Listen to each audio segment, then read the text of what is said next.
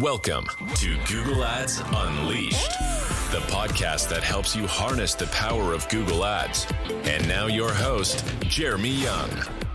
Hello everyone and welcome back to Google Ads Unleashed. Hope everyone is doing well, and today I am with a very special guest because we're going to delve into a very different realm today, and that is the realm of Amazon advertising. And I have Elizabeth Greene from Jungler on. Elizabeth, thank you very much for making it on. Really appreciate it. No, thank you so much for having me. We were just chatting before this about differences, similarities in Google Ads versus Amazon. So I'm really, really excited to also get a peek into the other side of that. Into the dark side. Yeah. Yeah, well, it's definitely, how should I say, it's definitely very different. I've done it maybe a handful of times. I had a handful of Amazon ads accounts, I'll be perfectly honest, right? So about 2 years ago, I actually even sort of thought, I know it's so naive, how hard can it be, right? And I had a few clients who were on Amazon, and I realized, that's never going to be an upsell of a service, right? Which I'm going to do because it is so different. And literally, you have to be Amazon native to make it work. It's going to be really interesting for me because, as it turns out, I don't know that much either. So maybe you can just start off about sort of introducing yourself. How did you land in Amazon? Naturally, it's always interesting to see how people find their calling, if that makes sense. Yeah. I guess the way I like to describe my journey is I fell into it and then I fell in love with it, pretty much. And so prior to doing this, I was a stay-at-home mom. So my husband's family is very entrepreneurial. My family is not. So I definitely got introduced to that world. Stayed at home, had quite a few kids, and we now have 6 total. So when I say quite a few, 6 children. Wow. Yes. I've only got three fur children. That's all I got so far. Yeah, there's a couple in there. So we were looking for something to be able to work from home, really. Mm-hmm. Ton of different options. The world, it's endless, which is fantastic. It also is very terrifying and daunting and hard to kind of pick something sometimes. Yes. So plenty of different, I think everything we tried could work if you stick with it long enough, right? But nothing comes easy, nothing comes fast. Enter that led us to the world of selling on Amazon. So there's something called retail arbitrage, which is essentially you go to stores, you find products, and then you list them online. That worked pretty well, except for it's great. You got to keep the plate spinning. You also have to go to the stores and scan things. And when you have 4 kids in tow, you actually physically go to a Walmart or you're obviously based in the US and pick out a product which you will know, you buy it for $10, and then you sell it for $20 or something like that on Amazon. Yep. And with any business, there's a learning curve to it, right? You'll purchase something and you'll scan it. You'll be like, oh my gosh, I have this amazing markup. And then you go home to list it and be like, oh shoot, that product's restricted. I can't sell that through my account, right? So there is a learning curve to that. Again, there are still people making that type of Amazon business work, which is fantastic. It also, again, there's a learning curve, a lot of physical keeping the wheels spinning involved, right? If you're up for it, more power to you. And there's some amazing people who teach people how to do that. That's amazing, but I'm sure you might get stuck with a few Star Wars themed garden gnomes by right things that you're like, what in the world? I think I got stuck with a couple Dyson vacuum heads that I'm like, I don't even have a Dyson. This is not gonna work. This is great. There was a reason they were on sale. Nobody was buying them. But another aspect of selling online, which is, again, not easy, huge learning curve, but is a little bit more work from home, less have to go out and do something, is something called private label selling. So it's a little bit different. The line between, say, a lot of people talk about selling white label, which is basically you get a product, it's the active product, slap a label on it, no differentiation, everyone calls it Me Too products or whatever. Not great. Not saying you can't make money doing that, but it's really hard because it's when somebody else gets a better price point than you, right? It's very easy for people to undercut you. There's no brand attached. There's no way for you to like grow anything. While Yeah. private label, it's like they're almost the same, but not exactly, because private label is you put your own spin on the product, right? You create a brand. You're really working to find gaps in the market and then create something new around that, which fantastic upsides there, right? You go and you get a manufacturer, oftentimes in China, have them help you develop the product. So fantastic potential there, right? Because you can be working with the manufacturer, just getting reorders, and in a perfect world it works. The hard part is you actually have to find those gaps in the market. I think that's the most difficult and the most important thing to be able to get right. And so found a couple gaps. I'm not going to say we made big money. It was very small potatoes. But that led us into the world of e-commerce, Amazon, private label. And you probably feel similar with like in the Google world, but it's like almost until you get into the industry, like I had no idea how many businesses and like just sellers and everyone that's popped up around sort of this entity or this opportunity that this company has created. It's like kind of insane. It's awesome. It's mad, yeah. I've in my time met many people who've become millionaires through Google Ads, right? By doing exactly that. Either a couple of years ago, still drop shipping. Nowadays, nothing of that anymore. We don't really deal with drop shippers anyway. But most of them are exactly those, right? Entrepreneurs who find a good idea, who usually are first movers in their market as well, who identify a trend mostly from the USA. So I deal with a lot of European businesses based in Europe, and I get a lot of people who find great success by finding good ideas in the US and then actually importing them to the European market, which makes actually your playing ground even more difficult, right? Biggest market in the world. Makes it, you have to be really the first of the first, right? To really smash it, especially with private label. Yeah. That's what we found. It's not always that you have to be the absolute first, because there is ways, but if you can come in and do it better, that's where I think there's opportunities to win. Caveat here though, the market has to want it. There's a lot of people come in like, oh, there's this new thing that like it's super awesome, and like, yeah, it's really cool. Nobody on the market really was asking for that or wanting that, which can be very, very difficult as an entrepreneur. Like, so I always say, like, whenever you can have data to vet, is there a search market? Because that's something I'm sure we'll get into. Is Amazon advertising is very much search based, which means that you can leverage that search, do research on the search traffic to say, is there a potential market for this? It's very doable. So it's not easy. Again, very competitive in the US market, and so it can be it can be cutthroat in advertising as well as selling.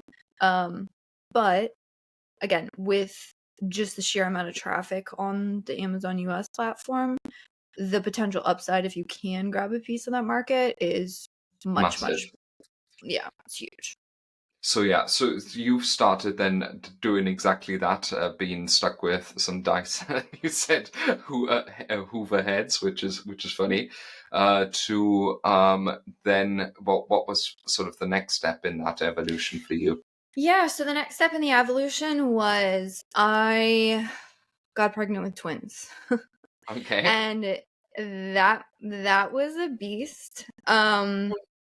There's probably about a year of my life, so the whole pregnancy, mad morning sickness, and then going into having, it was my 5th pregnancy at that time, but I had 2, so 6 kids, and so it wasn't like I was new to the game. Like I knew what was up, but then you double it. It's pretty much double everything. And so if the family ate and survived, it was a good day. I'll just put it like that was our survival mode, which means private label selling was like when you can't really keep plates spinning. And let's be honest, it wasn't a huge revenue driver for us at the time. My husband was still working, so it's not like we needed. It's different when you're like rubber meets the road, absolutely, we need this, right? I think I probably would have forced myself, but it was like still really in the beginning stages, and so we just kind of went down. So after we exited survival mode, peeked our head up from the sand, and was like, all right, let's try and get back on the horse. Amazon advertising was really up and coming. It had been for a little while, but it was starting to get a little bit more complicated, not as complex as it is now. It's definitely behind the Google platform in terms of like when was this settings. about? When you started out? I want to say, I'm gonna get the numbers wrong. It was like 6-7 years ago. Mm-hmm. I'd have to do the math on what the actual year is. But so I was still very active in a lot of the Facebook groups. There was a lot. Now a lot of that traffic has since moved on to LinkedIn, is where a lot more is. Facebook groups are slightly dead these days, unless it's a private group. But a lot of questions being asked in those groups, and because I had done private label and had an awareness of the platform and had figured some stuff out, and the conversations back then were, should I run Amazon advertising? And if I do run it, what does that look like? You could still get away with selling without really having to dump a whole lot into advertising. That was starting to shift, and that definitely has shifted. Conversations these days are, how do I run ads? Because I know it's something that I need to be able to get my products off the ground. But I had answers to people's questions. Genuinely, I try and be helpful. That's really been my entire marketing strategy from the get, is like, be super helpful, and it comes back to you. I mean, eventually. that's literally what this podcast is about, right? Like, right. if you, I'm not like particularly spiritual or anything, but I do feel there is some sort of force in the world when you try and just do good and try and help people, that it eventually comes back in some form of another. No, that's definitely what I've seen, and that's been the catalyst for our entire growth trajectory. So it really did started from the get, doing it in Facebook groups, answering questions, not even. And if anyone's listening to this, again, markets are getting saturated. There's a lot more competitors. There's a lot more service providers. It's more difficult. You can still do it, but if you do it, I always say, like, without expectation of receiving, I think is the difference, to be able to do it well. So when I was answering questions, it's, hey, here's the answer to the question. Have any follow-up questions? Let me know, right? It wasn't my clients and we got these results, sneaky like input of like my personal shameless plug, which I'm not above doing shameless plugs, don't get me wrong, but like it was very just genuine, hey, let me help, which led to someone saying, hey, do you do this? Could you help with this? And I was like, sure. And so I look back and sort of probably cringe at what I was charging for my very first client, but then at the same time, I didn't really feel qualified to charge more. I think I was charging, it was like $50 a month or something, and now I'm like, but obviously I didn't need it. Like, my husband was still working, right? It wasn't like I needed to support myself. Now that's like, you can't run a business off of those kind of invoices. But well, you got to start somewhere, right? Like, it's chicken and egg problem. I was exactly the same. Some of the invoices I charged at the beginning, yeah. Let's not talk about that. Yeah, I mean, you got to start somewhere. And so that's why I say I fell into it, and then I really fell in love with it. I started, just really diving deep into the accounts, giving it my all. I mean, there was a lot of accounts I was managing, US and all of EU, across everything. I mean, that was like a beast. And then what I was charging for it, like, honestly, it wasn't even worth it. But it was like sun up to sundown, constantly learning, constantly adjusting things in accounts, just learning. Funny enough, like, I didn't really have a lot of experience even in using spreadsheets, like, not like really using spreadsheets. So everything I have is self-taught. My personal favorite way to learn. I don't dislike courses. It's quite frankly the best way in many instances. There's very few things in the world where you do need guidance. Otherwise, you're never going to figure it out. I play golf, for instance. That's one of them things. But no, you are correct. Learning by doing, right? As many people ask me about that at Google. How do I get into the industry? How do I gain experience? By just doing it and doing it exactly Yeah. that, right? Just undercharge for a while to just gain experience of running Mm-hmm. actual accounts and accrue some ad spend, right? To understand how the platforms work. Yeah, absolutely. And started doing that and getting really good results. And gaining more confidence, that I could offer the skill, getting more confidence and just like taking calls with sellers and, marketing myself. I know my team now, they're like, oh, you get on a podcast now and you have such a public face. I was like, go back and watch my first podcast I did like 4 years ago. Terrible. I'm sitting there like this. To look like I don't want to be there. I'm literally shaking under the table. You can't see it. Honestly, for a first podcast, I can't hate it. But I'm like, there's no animation, there's no personality, it's just like freaking out. One of the things So you have to get better as well, right? Like my yeah. first, I started this over a year ago, and my first one, you can swear on this podcast as well. It was shit. It was absolutely terrible. But I've got like a nice background now. For instance, Yeah. that took almost a year to actually or get that ordered. No, that's how it goes. That's how it goes. I'm like, if you don't look back at your first thing you did and absolutely cringe your socks off, like you aren't growing as a human. And if you're not growing as a Right. human, like what are we here? True. Yeah. So you sort of been helping quite a few people, and then you thought, you know what? This is a business. There's something here. So how did that come about then? Yeah, so pretty much I distinctly remember the day. My husband came home. He had been talking with my brother-in-law. And he worked with someone at an Amazon ad agency. And he came in, he said, "Hey, we need to," again, he's very entrepreneurial, very smart, like there's a lot of things I'm like, "Hey, you just figure out the LLC and all the stuff, Mhm. taxes, whatever. And I'll just do my thing with the ads." It's pretty much how it works out. And so he came in and he said, like we should do this business, right? And my literal words out of my mouth were, "I can't." And I remember saying like, oh, like it's terrifying to me because I'm spending other people's money now. Like, what if I do it wrong? What if I just in my own head. And he was like, "No, we need to." And I said, "Fine." From there, that's where it was.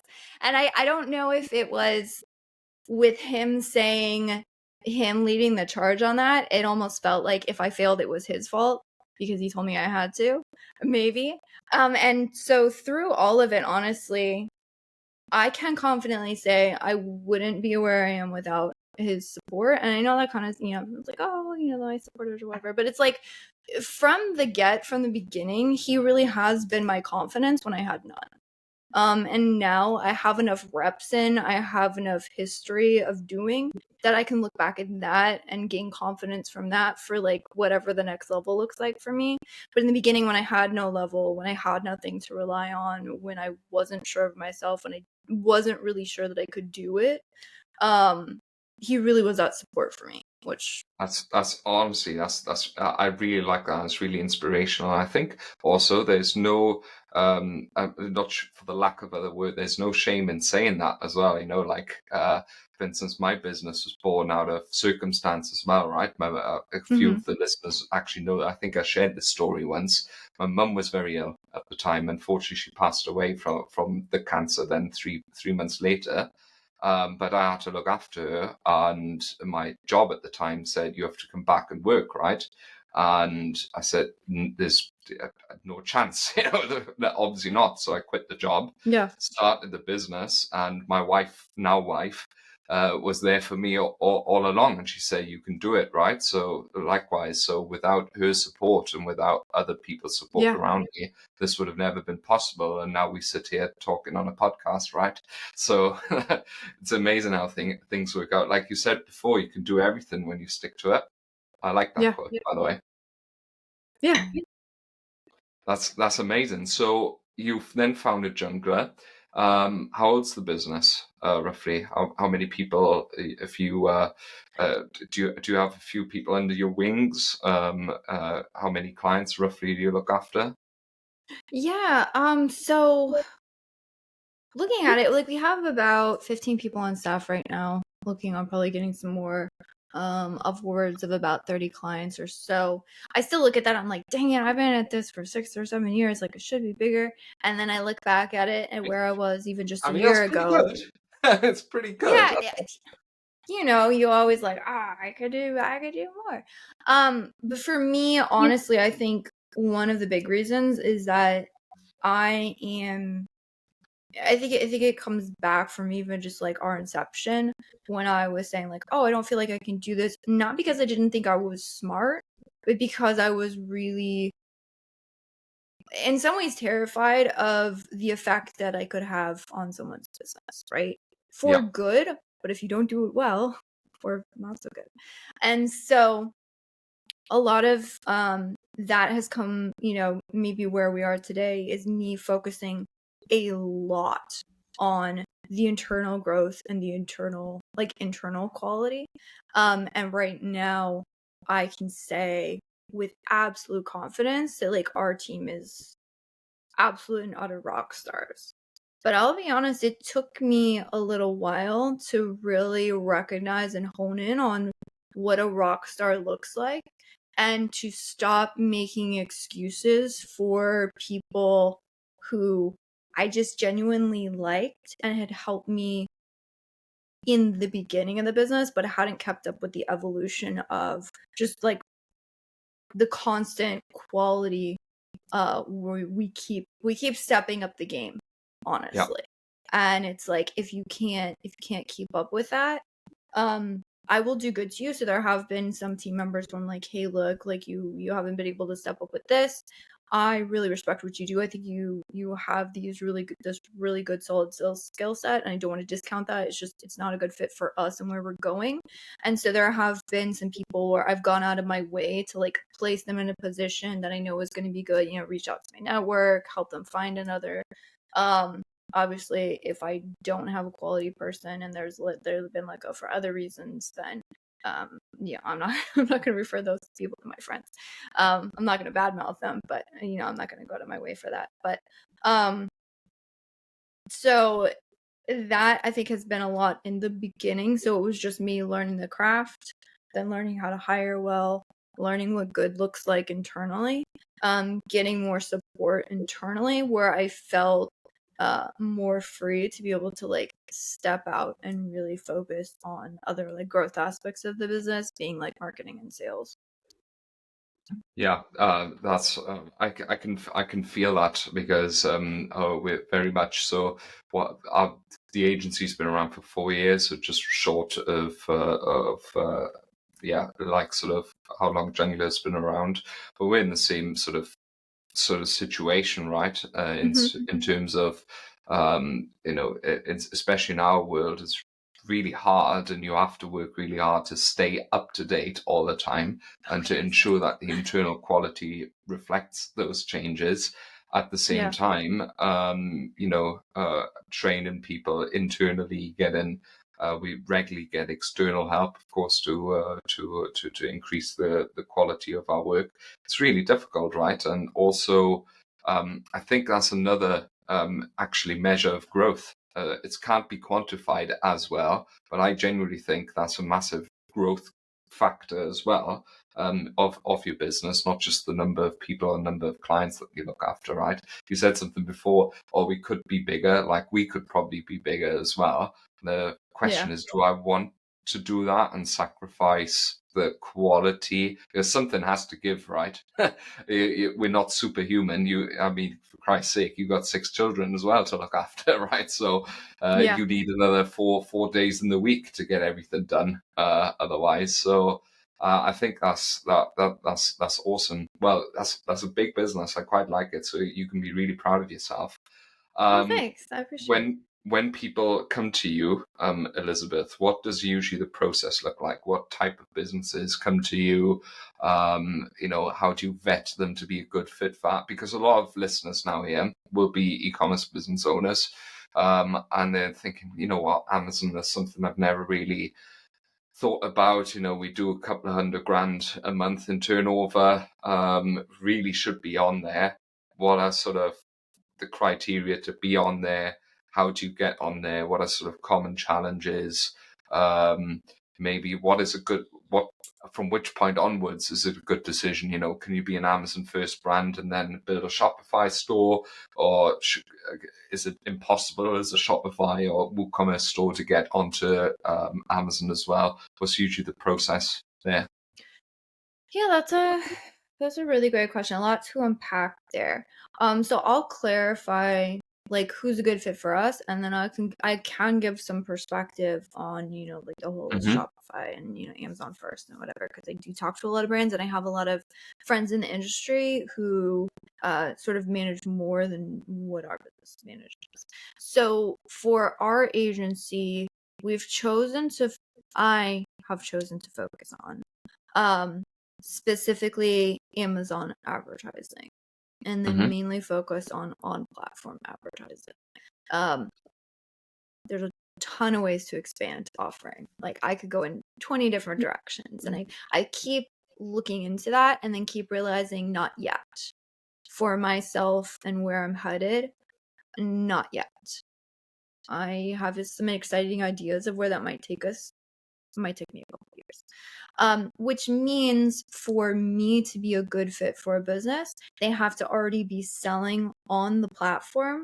And then typically to hire an agency to manage your ad spend, it makes more sense to have more than like $500 a month that you're spending on ads, right? Like if you're going to pay someone a retainer to manage something, you probably want that you're like spending more than like what the agency's retainers. Now, the difference in that might be if we have some brands who have come to us from the get, and they either have a funding round, or like there's maybe an enterprise brand. They're like, hey, look, we're just not advertising on the platform, but like we've already earmarked like $100,000 for the year annual budget, like to be able to throw at this, right?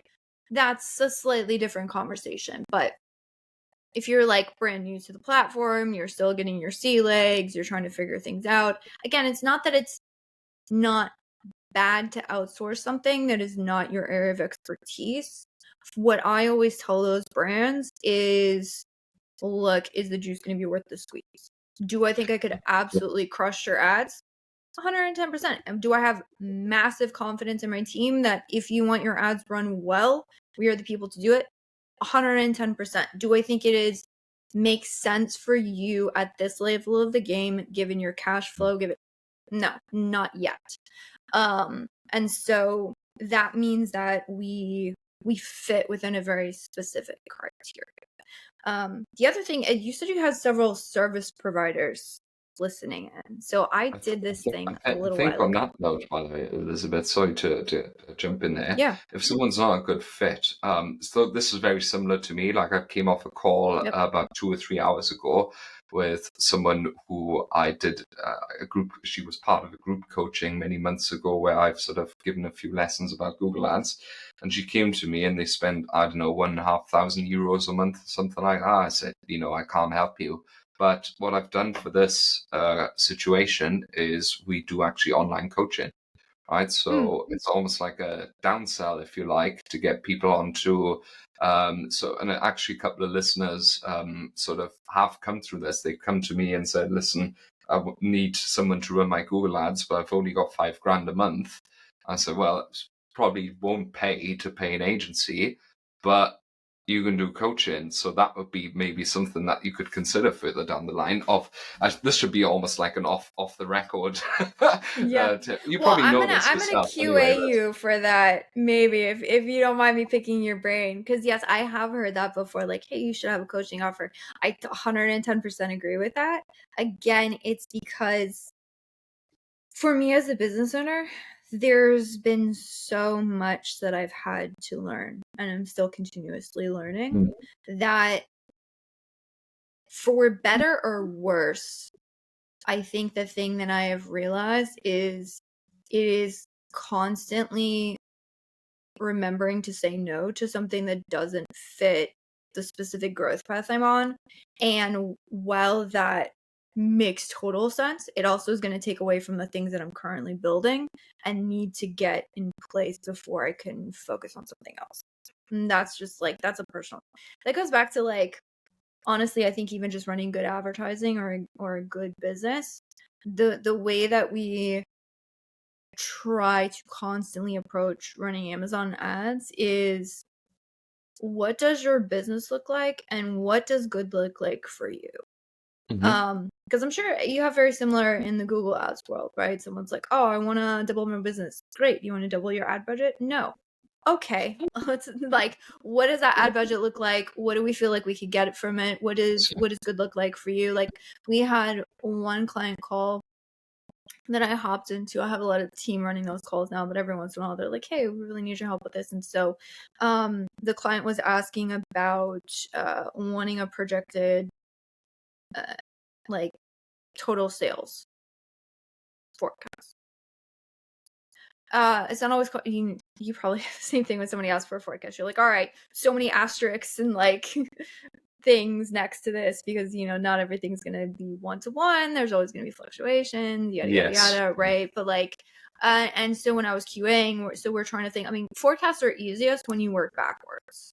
It's really hard to look at what's possible. It's really easy to say, if we want this, these are the things that must happen to hit this. Yep. So much easier. And in some ways, like, going off into the infinite it's like, how long is a piece of rope in some ways?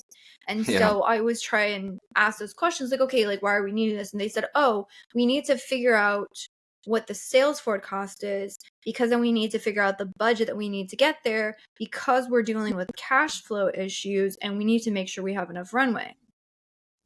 Like, well, back it up. And I told him, I was like, share what you're comfortable with, right? I don't need to be like digging around in your business, but I'm like, if the issue is actually cash flow, can we just talk about what that cash flow is and what that looks like and what you guys need? And they said, oh yeah, if we don't hit this, we're gonna run into cash flow issues and potentially be out of business if we don't fix this by like the end of the year. I'm like, well, that actually is much more important to figure out than like what the project, because I can build you whatever projected sales are. The market they were in is really cutthroat, but there's a lot of potential in terms of sales volume. So it's like, we can almost grow as fast as you want to, but like, your constraint is not actually, it's not actually that you need, some people need to hit sales because they have like investors, they've promised something. Like, there's other reasons why you might just focus on top line, but I'm like, in your case, actually focusing on getting to at least a break-even bottom line where we can just keep the wheels from falling off, right, by the end of December, like, that's much more important. And that's something we can work with. So let's build for that. So that's like figuring out the goal, because what I have found the longer that I do this is that ad strategy is not just, and in a lot of cases not even, like an ad problem. It's a business problem. So it's like your business goals, some enterprise brands, intense amounts of cash flow. Like, we talked to one of them, they're like, yeah, let's throw 25 grand at that and see what happens in terms of ROAS, and then we'll optimize from there. Not a problem, right? Most smaller sellers don't have 25 grand just to potentially throw out the window, right? I'm not saying we're throwing it out the window, we're doing it smart, but I know what you mean, yeah. But it's a different conversation. Right. Not 25 grand to just see what sticks on the wall, right? Yeah. So we work quite similarly. If any kind of business kind of wants to reach something, usually actually the mission statement is, this is the maximum sort of or the minimum return on ad spend, or MER, that we can sort of to have, I don't know, 5 or 10% profitability. Spend as much as you can as efficiently as possible, right? That's usually sort of our mission statement. But it's the same kind of thing in Google, right? If you want to reach something, you have to work backwards to figure out how you get there. In the end, it's all it's a numbers game, right? How many clicks can you get at what costs? And what AOV and margin do you have, and what's the conversion rate, right?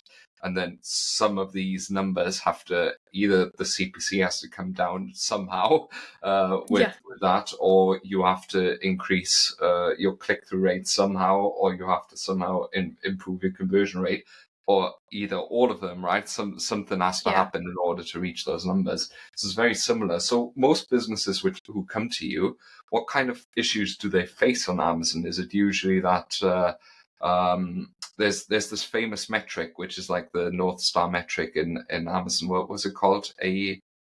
Cost? Oh, ACOS? Yeah. ACOS. So there's a new kid on the block. There's a new kid on the block. New kid on the block. Okay. For about the last couple of years. So ACOS, for the Google Ads people, just think of it as an inverse of ROAS instead of sales divided by spend divided by sales in a percentage value. Yeah. Same thing, different way to say it. Which Amazon has added ROAS to their dashboards because they recognize that some people think in ROAS, some people, if you're solely Google or Amazon ads world, you think in ACOS, which is the way my brain works. But the new kid on the block, which is one that people used to calculate like 3 or 4 years ago, and then like only people who were like really into Amazon advertising would calculate, and now everybody's talking about it, is something called total ACOS, which is ad spend divided by total sales.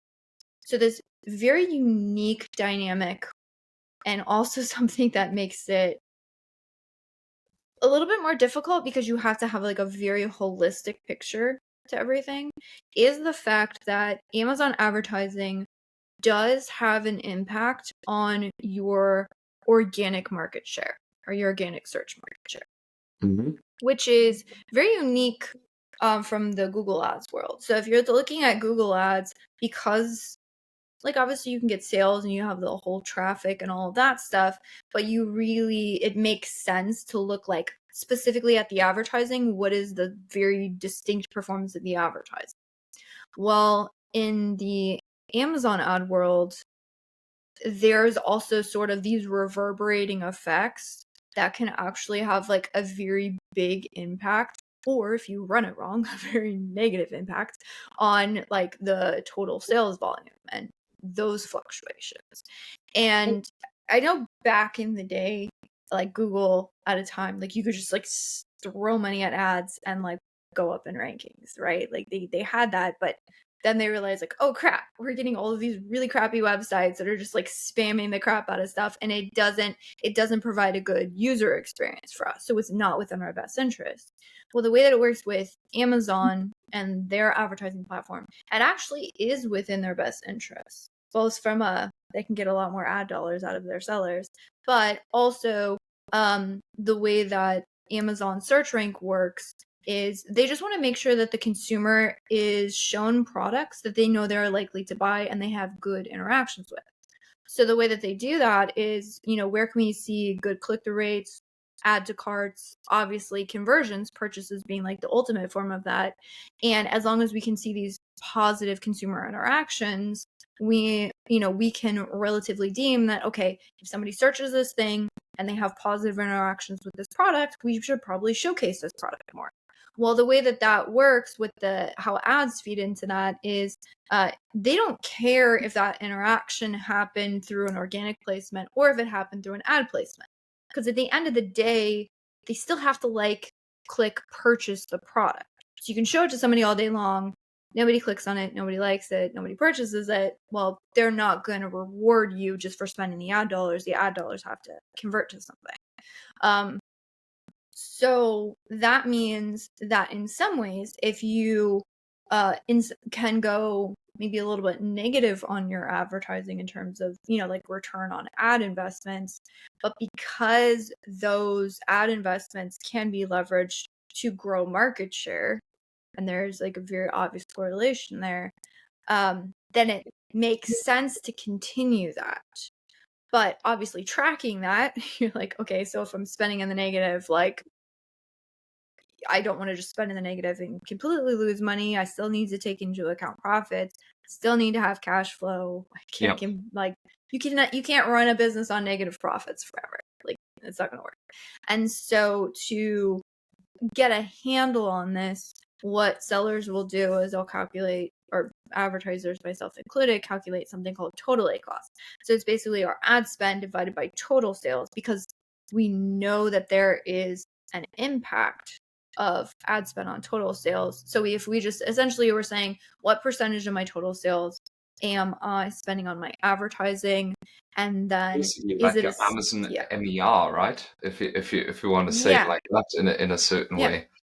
That's that's mega interesting. I've hit the strategy before. This is many moons ago now, though, that many people would enter the Amazon platform, maybe even undercutting on price, mm-hmm. to just buy sales at a Yep. negative return on ad spend or a cost, if you want, to establish a product into a market to make it rank organically better, and then actually they can increase price and start become profitable after getting so many reviews and so on. Is that kind of how it works to a certain degree? Yeah, it really is. And honestly, that's what makes my job really difficult. Really difficult, because there's this holistic aspect to it, right? Mhm. And while you absolutely can calculate sort of like those numbers even down to a per product level, which is what we would do, right? Because each product essentially is going to the market, it's going to be slightly different. There is, and trust me, I've been down this rabbit hole. I get this question all the time. Is there a way where we can calculate these numbers being like total A cost, the impact of ads on, the effective total sales? Is there a way that we can calculate this on a per search level? Because that would be the ideal, right? If I could say, oh, absolutely, I get this much return and this much additional sales from this individual search, 100% throw money at it all day long, because that data is not available. I wish. I don't know if Yeah. it would ever be available, because Well, I Amazon would think have to. Amazon, similar to Google, has a certain interest in keeping some Yeah. things in a black box, right? In order to dangle the carrot just enough in front of us to keep Yes. using it, right? To keep chasing. Yeah. And to be honest, rightfully so. Because if they opened up that information on the data, so many things would get reverse engineered, and let's be honest, marketers would completely ruin it. So in some ways, while you can see the impact, and you can be relatively confident, because you can track things like organic search rank. Mhm. There's some really great reporting that has come out, like Search Query Performance Report, that does give you some indication of you versus the market on an individual shopper search query. So there's some really good data. They've intentionally sort of muddied those waters a little bit, so it's not a one-to-one, but you can see like correlations and impacts and things. So while you can correlate that and say like, okay, we did this, we increased this, sales impact was this for this product.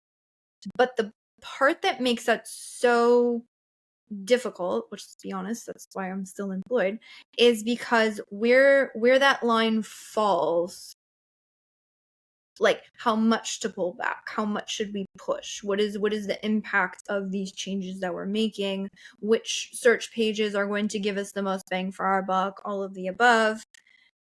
It's not, you can't definitively calculate that.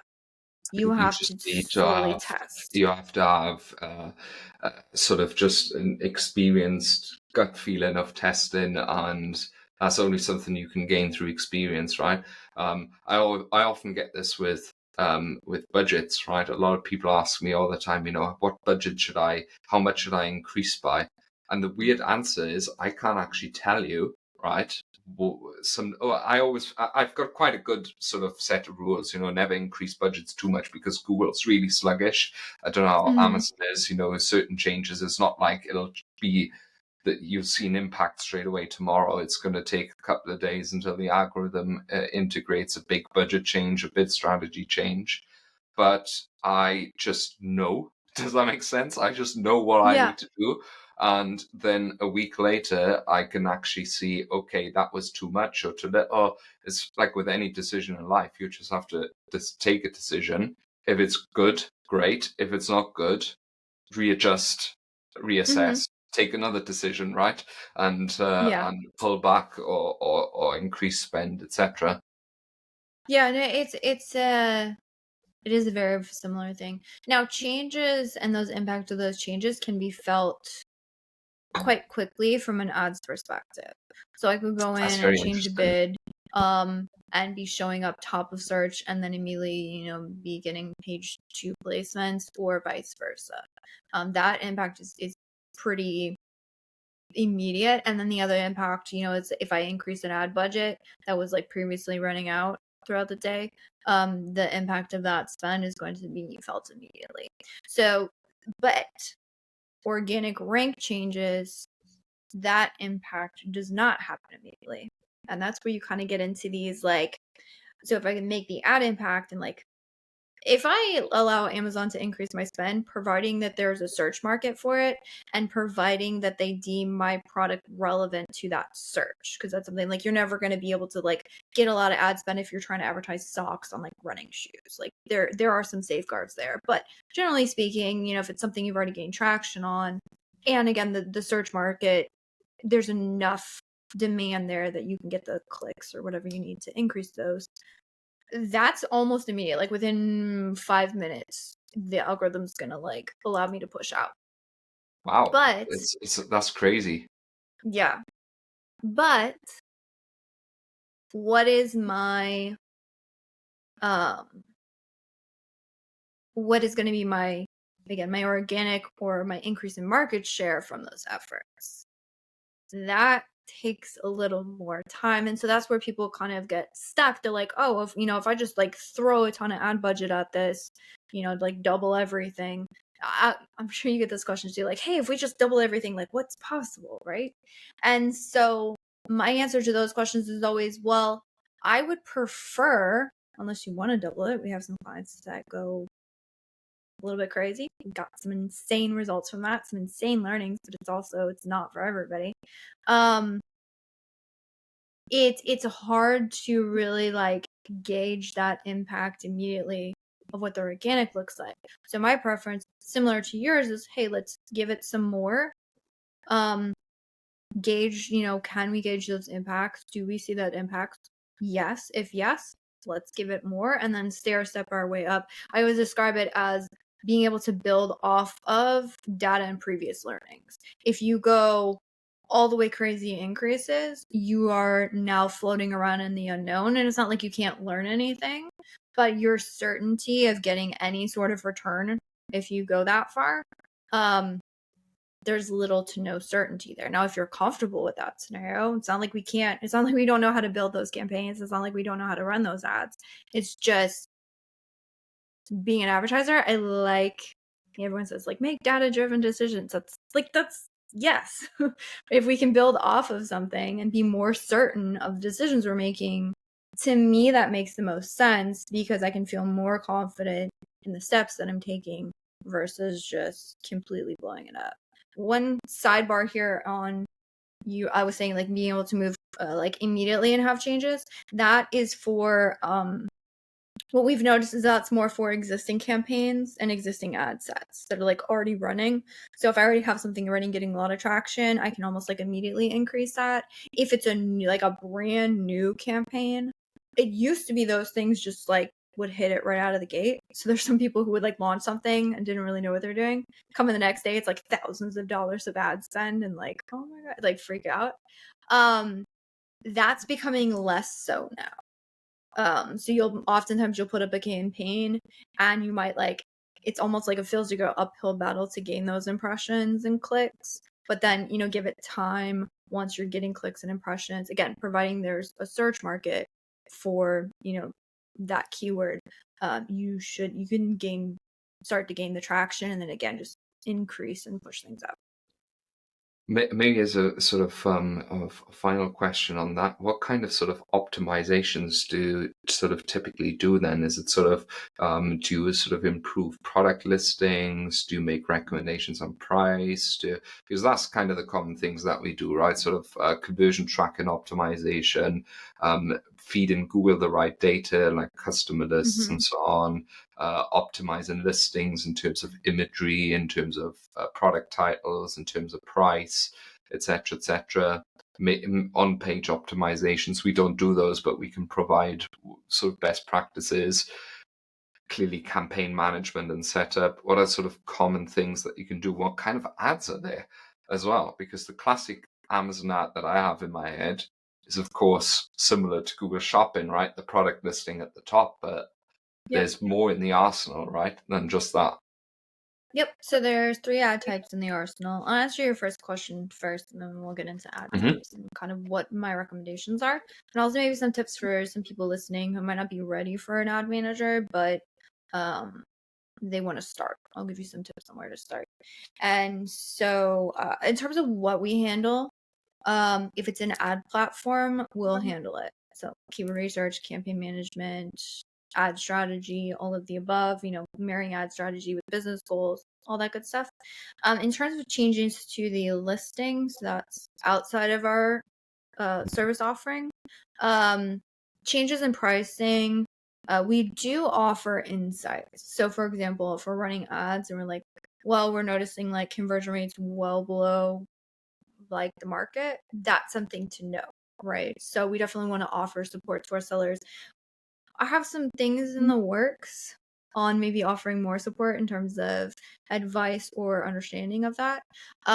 We don't run coupons or change prices because that also affects bottom line and profitability. And so for us to be able to confidently do that and make sure it's not going to like screw anybody up, we would need to be like way more integrated into like their specific business and a lot more things. There's a lot of moving parts that I would need to have access to or have understanding of.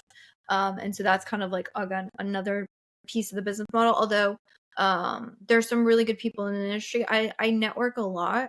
And so for people that are like, oh, I need to help with this. Do you have any advice on coupons? Do you have any advice on pricing? XYZ. I'm like, I know a guy, I probably know 3, right? So I definitely make sure I can refer you out to somebody who helps offer advice for sure. In terms of what we touch, it's very specific to the ads. In terms of ad types, yes, you're right. There's 3 ad types. Technically 4, although the last one is not one that we're currently really diving into yet. So there's the OG, like you said, Google search ads, sponsored product ads. That's still, as much as Amazon is pushing their sponsored brand and sponsored display, which are the other 2 ones, sponsored product ads still make up the bulk of the ad spend in most accounts, and I think always will. A couple of reasons for this. There's typically more ad inventory here, so more availability to get things. The other thing that we've noticed, and I don't know what it is with Google, how it is with the Google ads reps, but with the Amazon ad reps, you get all different kinds of advice, and a lot of it is contrary to the things that you've observed yourself. So it's the pain of my existence, Elizabeth. Okay, so we have found similar things there. I'm not saying it's all, but like there's been some advice I've heard, and I'm like, don't do that. That will ruin your business. But yeah, so one thing that we have observed, and I say this, and every time I say this, I'm like, please don't take it that I mean there is no validity to running the other ad types, because there is. But we've observed that sponsored product ads have the most impact on organic market share, because organic market share is in the search grid. I have some theories here. One of my theories is that there's more ad inventory for this ad type, and so it's just easier. There's more ad spots on page 1 for this ad type. So if, say, I'm running a sponsored brand ad, I have the headline, and I lose that one ad auction for that one search, I'm nowhere on the page, versus a sponsored product ad, I might just be bumped down slightly on the page. And that's my personal theory on it. I don't know if I'm right. There is Sponsor Brands also offers video ads, so you can So show like just to dive on the display, that is when you sort of scroll down and you check out various listings, and then between like the rows of listings, there might be like yes. those boxes, right? I think I've seen So this before. yeah, so sponsored brand ads will show there was like the headline banner ads. Mm-hmm. There is now video ads, which can show, and actually you can take video and now show them on the banner ad now. So they're always kind of adjusting what you do. So there's some pretty interesting things you can do with video now, where a couple years ago, like video wasn't even a thing on the Amazon ad platform. They also show at the bottom of product pages. Sometimes you can show video on the bottom of product pages, which is interesting. And you can also show like at the bottom of search pages. Mm-hmm. Sponsored display ads will show on your competitors' listings, or you can show up on your own listings. There's reasons to run defensive ads, or what we call defensive ads. They show up right underneath the buy box, right underneath the bullet points. There is a banner that shows up at the very, very top of the listing, which can be really great because roughly about a third of searches happen on product pages. And sponsored display ads allow you to have very high visibility. You can run sponsored product ads that appear on product pages, but those are all the way at the bottom in like a carousel format, versus if you run a sponsored display ad, you're sort of alone by yourself in a way and very prominently placed, like sort of at the top, the top fold of the I would pages. imagine it's very much like sort of a choice influence, right? Like if you see 10 products and then you see maybe a banner that says that one is the one you need to choose, that's why I might have the thing which you said before, that it more influences organic sales as well, right? Where you then, which goes back to what you said before, that you will take both your organic and your paid efforts into consideration, right? Because it's important. It's impossible really to have to establish an exact causal relationship. But if you see, I seem to be spending more on those, and my organic sales seem to be going up, there might be something in the bush there, right? Yeah.